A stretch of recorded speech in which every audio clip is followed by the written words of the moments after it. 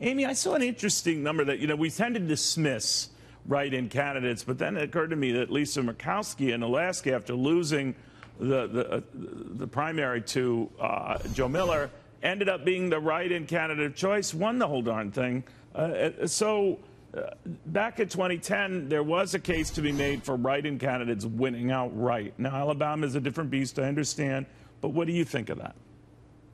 Well, having a write-in candidate definitely does put a damper on the race. I have witnessed third-party candidates, and I guess you could put the write-in candidate as a third-party candidate, where they have taken just the right amount of votes from the supposed front runner. Right. And it does hurt. So in that case, Bre, the scenario is that it would divide the Republican vote in Alabama. The Democrat slips in, hence this mad dash to try to get taxes voted on and done, signed, sealed, and delivered before that December 12th special election. What do you think? Yeah, I think what's the most frustrating aspect, just politically speaking about all of this, is that Republicans don't seem to know what they want to do about this, right? You have half the Republican party saying, bar the chamber, bar the doors to the chamber, don't let this guy in. We have to, expel him from office if he gets elected. And then you have the other half of the party pretzeling themselves and repeating heresies in order to justify this person's behavior. So, I think watching the Republican Party not be able to figure out what to do, they need to decide, are they going to back Roy Moore? Are they going to kick him out and pick a write-in? And they need to be consistent with that. If you look at the Democrats, right now, as we speak, a prominent New Jersey Senator, Bob Menendez, is currently facing 14 counts of bribery and corruption. And I called every single member, me and another colleague called every single Democratic senator in office, and not one of them said a bad word about him, right? So the Democrats are much, much better about deciding what they're going to do and staying on message and staying on point. And this is honestly why the Republican Party just needs to burn to the ground, because they keep tripping all over their you-know-whats and can't decide what they want to do about this. Let us know how you feel next time. I'm not quite sure where you're coming from. Andrew, now, we don't know a lot about the Menendez situation. We know that it could very likely result in a hung jury or just the whole thing is shut down. But on this back and forth over Roy Moore, it would narrow the gap if the Democrat slips in there to a 51-49 Senate. Do you think it does so, if that were the case, before or after this this tax cut thing is voted on? Look, I don't think they're going to get tax reform through by December 12th. As it relates to the election, I think I'm a Democrat. I'm happy either way, right? This is a political noose around Republicans' necks here. This is terrible. If Roy Moore is elected, he's going to cause havoc for the party every time he's in the Senate chamber.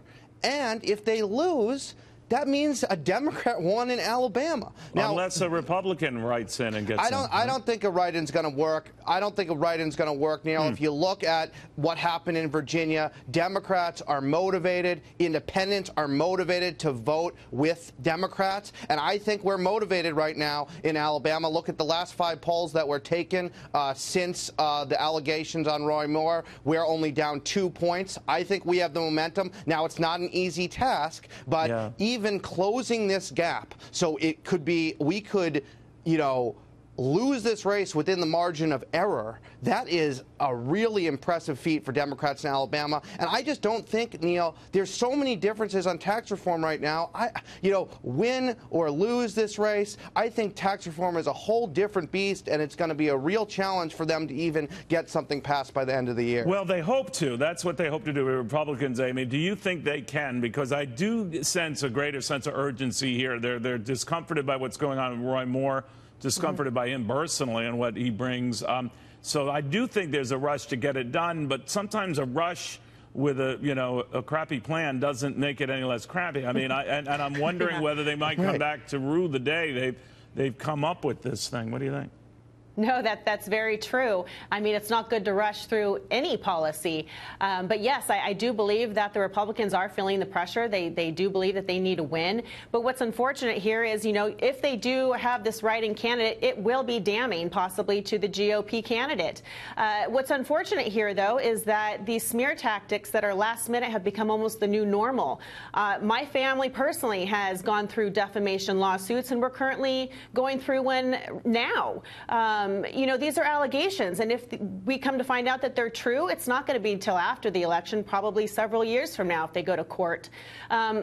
But the Republicans that are actually calling for Moore to remove himself at this given moment without, you know, what happened to innocent until proven guilty, without actually knowing, they know very well that we're not going to find out these answers 3 weeks outside of the election. Well, so I wish that everyone would just sit still until we can actually get this situated. You know, but you could be right. We'll see what happens. But Bre, the one thing I'm asking is, what will be the end result of this? Let's say right now they do rush and get a tax plan through, but it doesn't have the desired effect. In other words, the corporate relief isn't such that companies expand plant and equipment. They actually plow it back into their stock, which they're free to do, but it won't be what the president told us they would do. And then some of these other tax cuts for individuals, the net gains here might not be that impressive, whether they can fill it out on a single card or not. People are going to look at it and say, this stinks. This isn't what I thought I was going to get. And it could actually boomerang. What do you think? Yeah, well, we all know exactly what's going to happen. Republicans are going to act completely feckless on this entire issue. And the reason why this tax reform plan, I mean, they've already said that they're going to slow down the brakes for corporations, right? They've already conceded a bunch of points on this. We know that tax reform is not going to happen during Christmas, no matter what they say. We know that they're lying about it. And you know what? The reason why relief isn't greater for Americans is because no one is willing to touch entitlements, right? I mean, that's really the problem. Every dollar that we pay into taxes, 50% of it is going to go to Social Security, Medicare, and Medicaid, and no one is willing to touch that problem or talk about it. And we all know, you know, individuals like me, I'm not going to see any of those benefits when I'm old and when I need it. I can deal with that, Bre. I can deal with that because I'll be fine. But the reason why you're not going to get a bigger tax break is because they're not willing to touch that problem. No one is willing to talk about it. You're right about that. You know, you're right about it. And this has been a failing, and Andrew, you and I have mentioned this as well, on both parties. This inability, and this is something where they do have to come together, and they don't, to deal with this kind of issue. Does that bother you? Right, but they could have done a lot of things here, Neil, to actually try to move the ball forward and get something done. They could have tied, like John Delaney has been talking about, infrastructure with tax reform. They haven't done anything to actually try to come together. That would just be more spending, though. That wouldn't address Not entitlements. necessarily. There's a plan in Congress that's deficit neutral, right? That looks at how you can repatriate funds from these corporations that have their money overseas and put it into a tax reform. I mean, an infrastructure bank, right? That is deficit neutral. We're not looking at policies. They're not looking at policies to work with Senator Schumer. But do you think Democrats ever really wanted to work with Republicans on this? I think absolutely we would. I told you this on this show, right?